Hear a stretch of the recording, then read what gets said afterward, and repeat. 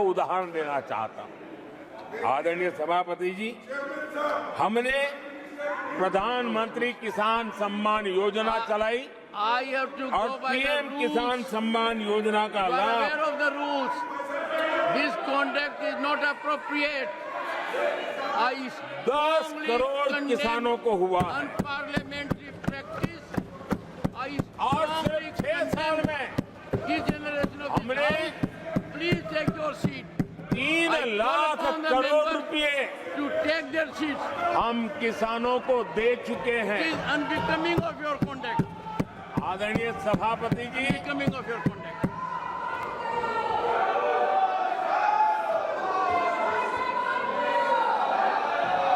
आदरणीय सभापति जी, देश देख रहा है झूठ फैलाने वालों की सत्य सुनने की ताकत भी नहीं होती।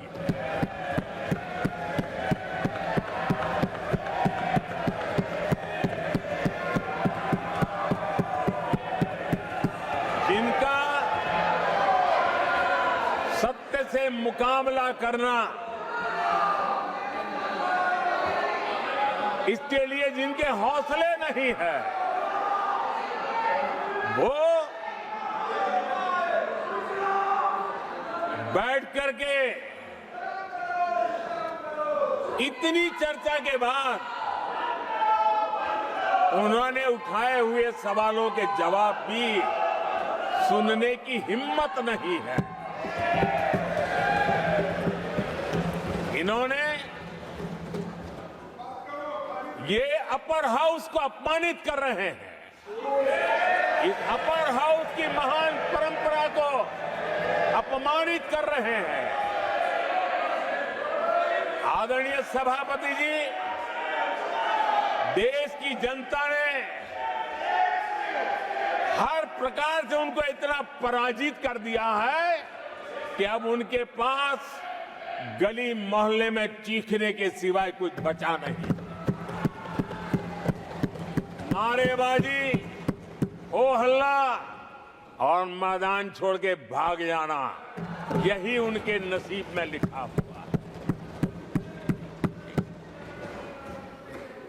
माननीय सदस्यगण, अत्यंत दर्दनाक, पीड़ादायक, अमर्यादित आचरण से देखकर मैं हूं। शासन तीसरे निरंतर लगातार काल में है। 6 दशक के बाद मैंने चर्चा की और मैंने अनुरोध किया कि प्रतिपक्ष के नेता को बिना बेरोक टोक बोलने का सुअवसर दिया। आज वो सदन छोड़कर नहीं गए हैं, मर्यादा छोड़कर गए हैं। आज उन्होंने मुझे पीठ नहीं दिखाई है, भारत के संविधान को पीठ दिखाई है। आज उन्होंने मेरा अनादर और आपका अनादर नहीं किया है, उस शपथ का अनादर किया है जो संविधान के तहत ली है। भारत के संविधान की इससे बड़ी अपमानित बात नहीं हो सकती। ऐसा कैसे हो सकता है? House of elders, the upper house, हमें देश का मार्गदर्शन करना है। मैं उनके आचरण की भर्त्सना करता हूं। देश के 140 करोड़ लोग इससे आहत होंगे। सदन का मतलब है सत्ता पक्ष की बात सुनो जब आपने अपनी पूरी बात कह दी। माननीय सदस्यगण, आप सब जानते हैं कल देर रात तक चर्चा रखी गई, हर सदस्य को मौका दिया गया। It is an occasion where they have challenged Indian Constitution. They have outraged the spirit of Indian Constitution. They have disregarded the oath they have undertaken. मैं इस कुर्सी पर बैठकर इतना दुखी हूं कि भारत के संविधान का इतना बड़ा अपमान इतना बड़ा मजाक। भारत का संविधान हाथ में रखने की किताब नहीं है, जीने की किताब है। मैं आशा करता हूं कि वो आत्मचिंतन करेंगे, मंथन करेंगे, अपने दिल को टटोलेंगे और कर्तव्य पर आएंगे। माननीय प्रधानमंत्री जी,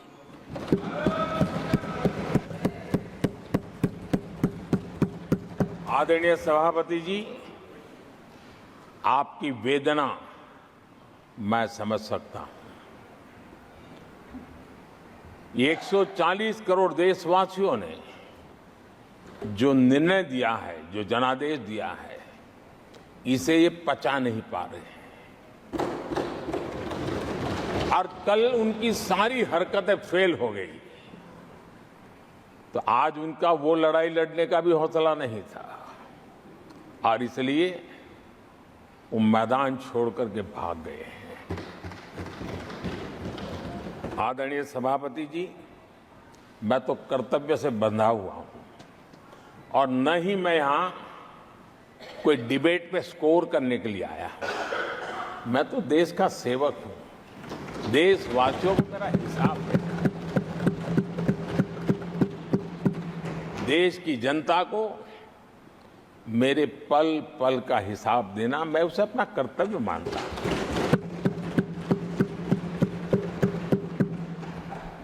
आदरणीय सभापति जी, वैश्विक परिस्थितियां ऐसी पैदा हुई कि फर्टिलाइजर के लिए बहुत बड़ा संकट पैदा हुआ। हमने देश के किसान को मुसीबत में नहीं आने दिया और हमने करीब करीब 12 लाख करोड़ रुपया फर्टिलाइजर में सब्सिडी दी है और जो भारत के आजादी के इतिहास में सर्वाधिक है और उसी का परिणाम है कि हमारे किसान को फर्टिलाइजर का इतना बड़ा बोझ उस तक हमने जाने नहीं दिया। सरकार ने अपने कंधे पर उसको उठा लिया है।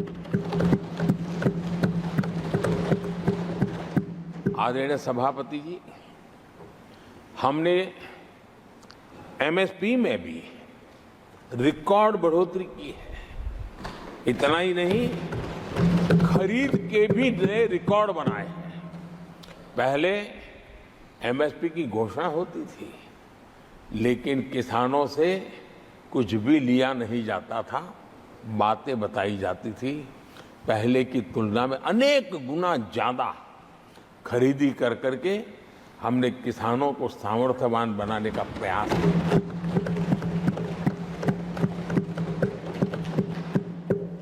आदरणीय सभापति जी,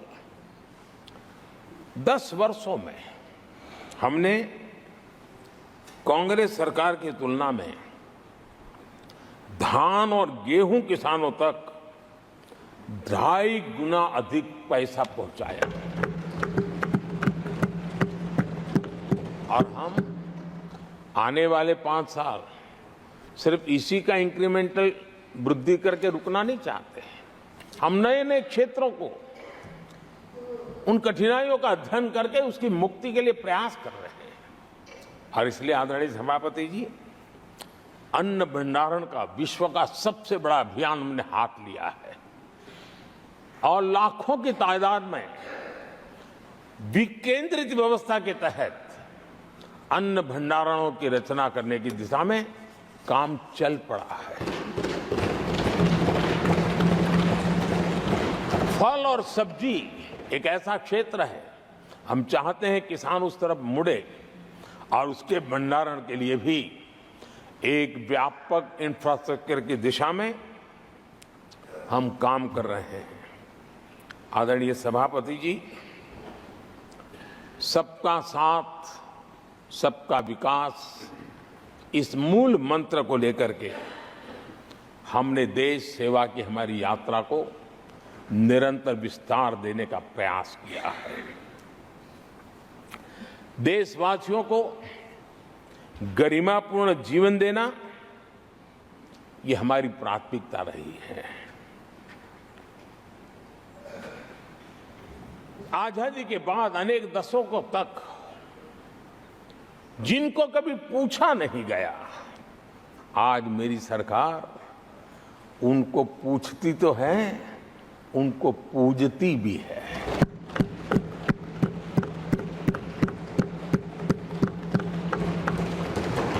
हमारे दिव्यांग भाई बहनों के साथ हमने मिशन मोड में उनकी कठिनाइयों को समझ करके माइक्रो लेवल पर उसको एड्रेस करने का प्रयास किया है और व्यवस्थाएं विकसित करने का प्रयास किया है ताकि वे गरिमापूर्ण जीवन जी सकें और कम से कम किसी का सहारा उनको लेना पड़े, इस दिशा में हमने काम किया है। आदरणीय सभापति जी, हमारे समाज में किसी न किसी कारणवश एक उपेक्षित वर्ग, यानी एक प्रकार से समाज में बार बार हरदूत होने वाला वर्ग, वो ट्रांसजेंडर वर्ग है।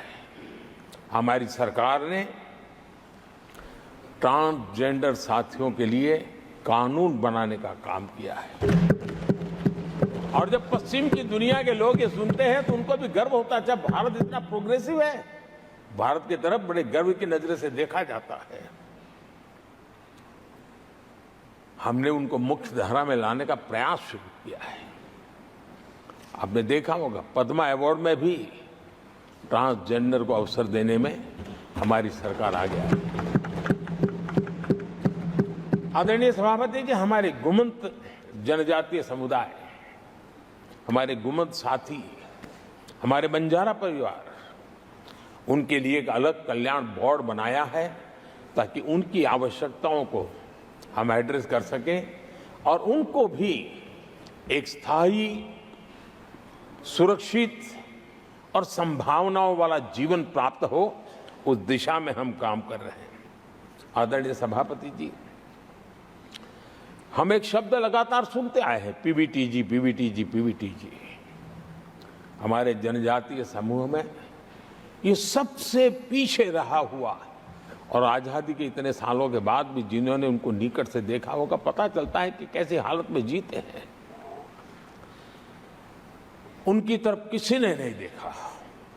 हमने एक विशेष व्यवस्था की है और पीएम जनमन योजना के तहत 24,000 करोड़ रुपए, ये समुदाय बिखरा हुआ है, छोटी संख्या में है, वोट की उनकी ताकत नहीं है और यहां देश की परंपरा है जिसकी वोट की ताकत है उसी की चिंता करना, लेकिन समाज के ऐसे अति पिछड़े लोगों की कोई चिंता नहीं करता था। हमने वो चिंता की है क्योंकि हम वोट की राजनीति नहीं करते हैं, हम विकास की राजनीति करते हैं। आदरणीय सभापति जी, हमारे देश में पारंपरिक पारिवारिक कौशल्य भारत की विकास यात्रा का और व्यवस्था का एक अंग रहा है। जो हमारा विश्वकर्मा समूह है, जिनके पास परंपरागत से हुनर है और जो समाज की आवश्यकताओं को पूरी करता है, लेकिन उनको कभी एड्रेस नहीं किया गया। हमने करीब करीब 13,000 करोड़ रुपए की योजना से विश्वकर्मा समुदाय को आधुनिकता की तरफ ले जाना, उनके अंदर प्रोफेशनलिज्म आई। आदरणीय सभापति जी, गरीबों के नाम पर बैंकों का राष्ट्रीयकरण तो कर दिया गया था, लेकिन मेरे रेहड़ी पटरी वालों को कभी बैंक के दरवाजे तक देखने की हिम्मत नहीं होती थी, हालत थी। पहली बार देश में पीएम स्वनिधि योजना के तहत रेहड़ी पटरी वालों की चिंता की गई है और आज वो ब्याज के कुचक्र से बाहर आकर के अपने परिश्रम से और ईमानदारी से जो रेहड़ी पटरी वालों को बैंकों से लोन मिले हैं, वे लगातार, बैंक वाले भी खुश हैं, लेने वाले भी खुश हैं और जो कल फुटपाथ पर रेहड़ी बैठता था, आज एक छोटी दुकान दिशा में बनाने की दिशा में आगे बढ़ रहा है। जो पहले खुद मजदूरी करता था, आज एक आध दो को रोजगार देने की दिशा में काम कर रहा है। और यही कारण है कि गरीब हो, दलित हो, पिछड़े हो, आदिवासी हो, महिला हो, उन्होंने हमारा भारी समर्थन किया है। आदरणीय सभापति जी, हम विमेन लेड डेवलपमेंट की बात करते हैं।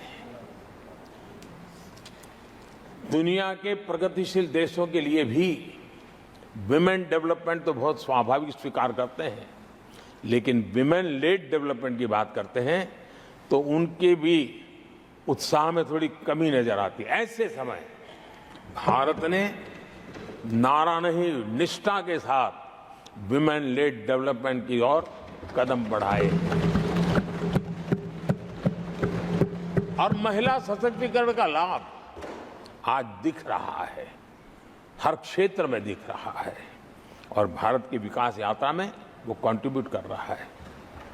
मैं आदरणीय सांसद सुधा मूर्ति जी का आभार व्यक्त करता हूं कि कल उन्होंने चर्चा में महिलाओं के आरोग्य के विषय पर बल दिया था और उसका महात्म्य क्या है, उसकी आवश्यकता क्या है, उस पर बड़े विस्तार से उन्होंने कहा था। और उन्होंने एक बात ये भी बड़ी इमोशनल बताई थी कि माँ अगर चली गई तो उसका कोई उपाय नहीं होता, फिर नहीं मिल सकती। ये भी बड़ी भावात्मकता से उन्होंने बताया था। विमेन हेल्थ, सैनिटेशन, वेलनेस पर हमने 10 वर्षों में एक प्रायोरिटी सेक्टर के लिए आपने काम किया है।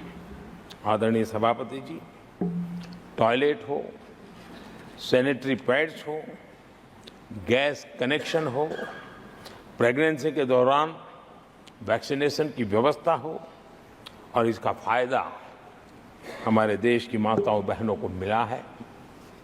आदरणीय सभापति जी, आरोग्य के साथ साथ महिलाएं आत्मनिर्भर बने, उस दिशा में भी हम लगातार काम कर रहे हैं। बीते वर्षों में हमने जो 4 करोड़ घर बनाए हैं, उसमें से ज्यादातर घर हमने महिलाओं के नाम पर रखे। बैंकों में खाते खुलने से मुद्रा और सुकन्या समृद्धि जैसी योजना से आर्थिक फैसलों में महिलाओं की भूमिका भी बढ़ी है, भागीदारी भी बढ़ी है और एक प्रकार से वो परिवार में भी अब निर्णय प्रक्रिया का हिस्सा बनने लगी है। आदरणीय सभापति जी, विमेन सेल्फ हेल्प ग्रुप्स, उससे जुड़ी 10 करोड़ बहनें, उनका आत्मविश्वास तो बढ़ा ही बढ़ा है, उनकी आय भी बढ़ी है। अभी तक 1 करोड़ बहनें जो ये सेल्फ हेल्प ग्रुप में काम करती हैं, छोटा छोटा गांव में कारोबार करती है, मिल करके करती है, किसी गांव वालों की भी नजर नहीं जाती इनकी तरफ। आज मैं बड़े गर्व से कह सकता हूं कि उन्हीं में से 1 करोड़ बहनें लखपति दीदी बनी और हम आने वाले समय में ये आंकड़ा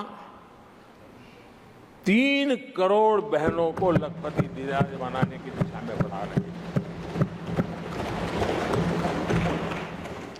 आदरणीय सभापति जी, सरकार का प्रयास है कि हर नए सेक्टर को हमारी महिलाएं लीड करें, वो अगुवाई करें, उस दिशा में हम प्रयास कर रहे हैं। नई टेक्नोलॉजी आती है, लेकिन महिलाओं के नसीब बहुत बहुत आखिर में आती है। हमारी कोशिश है कि नई टेक्नोलॉजी का पहला अवसर हमारी महिलाओं के हाथ लगे और वे इसको और इसी के तहत नमो ड्रोन दीदी ये अभियान बहुत सफलतापूर्वक आगे बढ़ा है और आज गांव में किसानों को मदद करने का टेक्नोलॉजी के माध्यम से काम गांव की हमारी महिलाएं कर रही है। और मैं जब उनसे बात कर रहा था, मुझे कह रही है, अरे साहब हम तो कभी साइकिल भी नहीं चलाना जानते थे, आपने हमें पायलट बना दिया है और पूरा गांव हमें पायलट दीदी के नाम से जानने लगा। और इस गरिमापूर्ण बात उनके जीवन में आगे बढ़ने के लिए बहुत बड़ी ताकत बन जाता है एक बहुत बड़ा ड्राइविंग फोर्स बन जाता है। आदरणीय सभापति जी, देश का दुर्भाग्य है कि ऐसे संवेदनशील मामलों में भी राजनीति जब होती है तब देशवासियों को, विशेषकर महिलाओं को अकल्प पीड़ा होती है। ये जो महिलाओं के साथ होते अत्याचार में विपक्ष का जो सिलेक्टिव रवैया है, ये सिलेक्टिव रवैया बहुत ही चिंताजनक है। आदरणीय सभापति जी, मैं आपके माध्यम से देश को बताना चाहता हूं, मैं किसी राज्य के खिलाफ नहीं बोल रहा हूं, न ही मैं कोई राजनीतिक स्कोर करने के लिए बोल रहा हूं, लेकिन कुछ समय पहले मैंने बंगाल से आई कुछ तस्वीरों को सोशल मीडिया पे वीडियो देखा। एक महिला को वहां सरेआम सड़क पर पीटा जा रहा है। वो बहन चीख रही है, लेकिन वहां खड़े हुए कोई उसकी मदद के लिए नहीं आ रहा है, वीडियो बनाने में लगे हुए हैं। और जो घटना संदेश खली में हुई, जिसकी तस्वीरें रोंगटे खड़े करने वाली है, लेकिन बड़े बड़े दिग्गज, मैं सुन रहा हूं कल से, इसके लिए पीड़ा उनके शब्दों में भी नहीं झलक रही है। इससे बड़ा शर्मिंदगी का दुखद चित्र क्या हो सकता है? और जो अपने आप को बहुत बड़े प्रगतिशील नारी नेता मानते हैं, वो भी मुंह पे ताले लगा करके बैठ गए, क्योंकि संबंध उनके राजनीतिक जीवन से जुड़े किसी दल से या उस राज्य से है। और इसलिए आप महिलाओं पर हो रही पीड़ा को चुपचाप हो जाए। आदरणीय सभापति जी, मैं समझता हूं कि जिस प्रकार से दिग्गज लोग भी ऐसी बातों को नजरअंदाज करते हैं, तब देश को तो पीड़ा होती है, हमारी माताओं बहनों को ज्यादा पीड़ा होती है। आदरणीय सभापति जी, राजनीति इतनी सिलेक्टिव हो और जहां उनकी राजनीति को अनुकूल नहीं होता है तो इनको साफ सूंघ जाता है, ये बहुत चिंता का विषय है। आदरणीय सभापति जी, भारत की जनता ने तीसरी बार पूर्ण बहुमत की स्थिर सरकार चुनकर देश में तो स्थिरता और निरंतरता को तो आदेश दिया ही है, लेकिन इस चुनाव के नतीजों ने विश्व को आश्वस्त किया है। आदरणीय सभापति जी,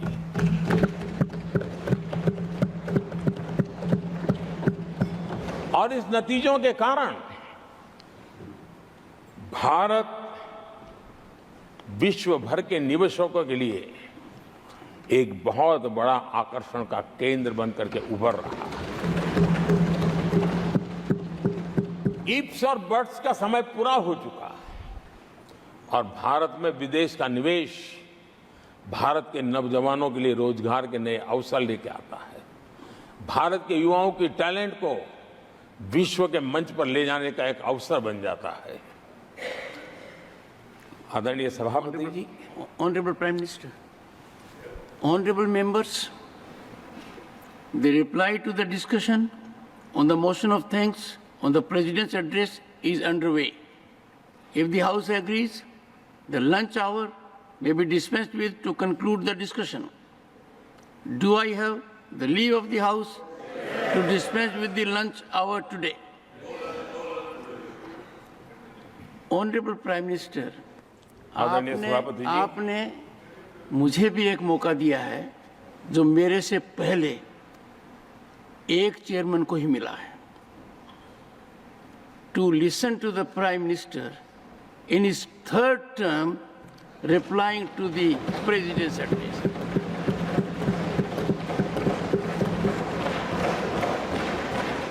और आपसे इंस्पिरेशन लेकर आप देखिए, टेबल के ऊपर हमने पुरुषों का 1/3 रिजर्वेशन कर दिया है।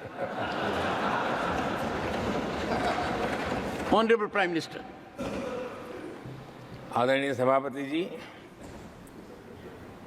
वैश्विक अर्थव्यवस्थाओं में संतुलन जो चाहते हैं, उनका भारत का ये विजय उनके लिए एक बहुत बड़ी नई आशा लेकर के आया है। आज विश्व पारदर्शिता पर भरोसा करती है और भारत उसके लिए एक बहुत ही श्रेष्ठ भूमि के रूप में उभर रहा है। आदरणीय सभापति जी, इस चुनाव नतीजों से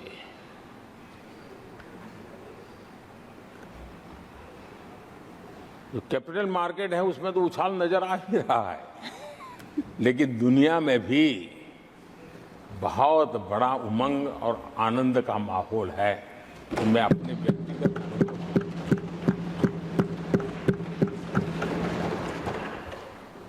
लेकिन इस बीच हमारे कांग्रेस के लोग भी खुशी में मगन है। मैं समझ नहीं पाता हूं कि ये खुशी का कारण क्या है, और इस पर कई सवाल है। क्या ये खुशी हार की हैट्रिक पर है? क्या ये खुशी नर्वस 90 के शिकार होने पर है? क्या ये खुशी एक और असफल लॉन्च की है? आदरणीय सभापति जी,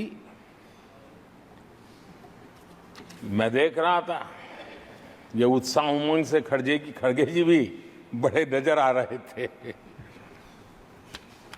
लेकिन शायद खड़गे जी ने उनकी पार्टी की बड़ी सेवा की है, क्योंकि जो ये पराजय का ठिकरा जिन पर फूटना चाहिए था, उनको उन्होंने बचा लिया और खुद दीवार पर के खड़े हो गए।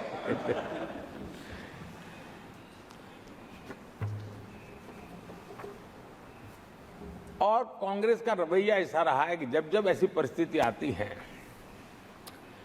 तो दलित को, पिछड़े को ही ये मार झेलनी पड़ती है और वो परिवार बच निकल जाता है। इसमें भी यही नजर आ रहा है। इन दिनों आपने देखा होगा लोकसभा में स्पीकर के चुनाव का मसला हुआ, उसमें भी पराजय तो तय थी, लेकिन आगे किसको किया? तो एक दलित को बड़ी चलाने के लिए खेल खेला उन्होंने। उनको मालूम था कि वो पराजित होने वाले, लेकिन उन्हीं को आगे किया। राष्ट्रपति उपराष्ट्रपति पद के चुनाव थे तो 2022 में उन्होंने उपराष्ट्रपति पद के लिए सुशील कुमार शिंदे जी को आगे किया, उनको मरवा दिया। दलित मरे, उनका कुछ जाता नहीं है। 2017 में हार तय थी तो उन्होंने मीरा कुमार को लगा दिया, पराजय हुआ, उनको पराजय झेलना पड़ा। कांग्रेस की SC, ST, OBC ये विरोधी मानसिकता है, जिसके कारण ये पूर्व राष्ट्रपति श्री रामनाथ कोविंद जी का अपमान करते रहे। इसी मानसिकता के कारण देश की पहली आदिवासी महिला राष्ट्रपति को भी उन्होंने अपमानित करना, विरोध करने में कोई कमी नहीं रही, और ऐसे शब्दों का प्रयोग किया जो कोई नहीं कर सकता है। आदरणीय सभापति जी, ये संसद, ये उच्च सदन सार्थक वाद विवाद संवाद और इस मनोमंथन में से अमृत निकाल करके देशवासियों देने के लिए है। ये देश का सबसे बड़ा मंच माना जाएगा। लेकिन जब मैंने कई वरिष्ठ नेताओं की बातें सुनी पिछले 2 दिन में, सिर्फ मुझे ही नहीं पूरे देश को निराशा हुई है। यहां कहा गया कि ये देश के इतिहास का पहला चुनाव था जिसका मुद्दा संविधान की रक्षा था। मैं जरा उन्हें याद कराना चाहता हूं, क्या अब भी ये फेक नैरेटिव चलाते रहोगे क्या? क्या आप भूल गए 1977 का चुनाव? अखबार बंद थे, रेडियो बंद थे, बोलना भी बंद था और एक ही मुद्दे पर देशवासियों ने वोट किया था, लोकतंत्र की पुनर्स्थापना के लिए वोट किया था। संविधान की रक्षा के लिए पूरे विश्व में इससे बड़ा कभी चुनाव नहीं हुआ है और भारत के लोगों की रगों में लोकतंत्र किस प्रकार से जीवित है वो 1977 के चुनाव ने दिखा दिया। लेकिन आप गुमराह कर रहे हो देश को। मैं मानता हूं कि संविधान की रक्षा का वो सबसे बड़ा चुनाव था और उस समय देश की विवेक बुद्धि ने संविधान की रक्षा के लिए उस समय सत्ता पर बैठे हुए लोगों को उखाड़ करके फेंक दिया था।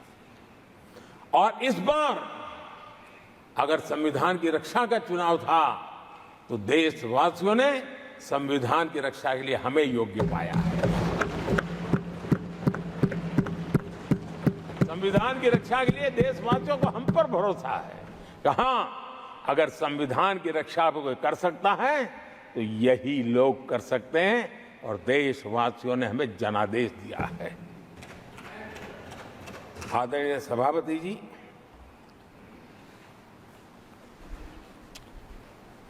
जब खड़गे जी ऐसी बातें बोलते हैं तो जरा पीड़ादायक लगता है, क्योंकि इमरजेंसी के दौरान संविधान पर जो जुल्म हुआ, जो बुलडोजर चलाया गया संविधान के ऊपर, लोकतंत्र की धज्जियां उड़ा दी गई, तब उसी दल के महत्वपूर्ण नेता के रूप में उनके साक्षी है, फिर भी सदन को गुमराह कर रहे हैं।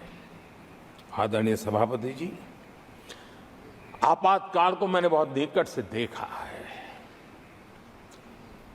करोड़ों लोगों को कल्पना भार की यातनाएं दी गई है, उनका जीना मुश्किल कर दिया गया था और जो संसद के अंदर होता था वो तो रिकॉर्ड पर है। भारत के संविधान की बातें करने वालों को मैं पूछता हूं, जब आपने लोकसभा को 7 साल चलाया था, लोकसभा का कार्यकाल 5 साल है, वो कौन सा संविधान था जिसको लेकर के आपने 7 साल तक सत्ता की मौज ली और लोगों पर जुल्म करते रहे? और आप संविधान हमें सिखाते हो? आदरणीय सभापति जी,